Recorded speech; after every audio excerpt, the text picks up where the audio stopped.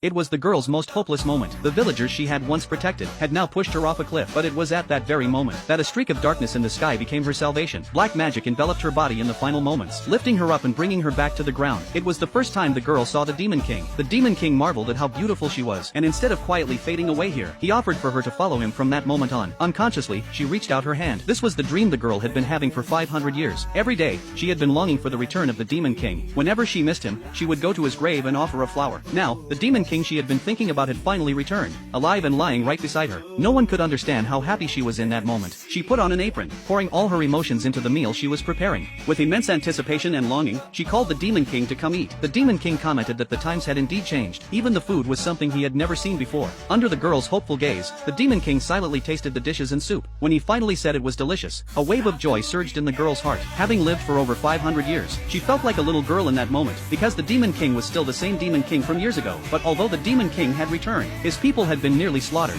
and the lack of faith left him significantly weaker. Moreover, technology had advanced to a level the Demon King couldn't even comprehend. So, the Demon King decided to go out for a stroll. The girl quickly had an idea, and suggested they go shopping together. First, they needed to buy him some clothes. They casually walked into a store with a glass door, and as soon as the Demon King stood on the scanner, the system automatically matched him with suitable clothes. The Demon King, who had never seen such things, found everything fresh and new. He thought every piece of clothing he picked out looked handsome, and he was especially fascinated by a pattern on one of the shirts. He looked like a child, seeing a new toy for the first time. After buying the clothes, the Demon King was still amazed, wondering why the girl didn't pay. The girl explained that everything was now paid for through smart payments. Curious, the Demon King turned the girl around, and began studying her chip. The girl blushed, not expecting to be so close to the Demon King, but since it was his command, she had no choice but to enjoy the moment.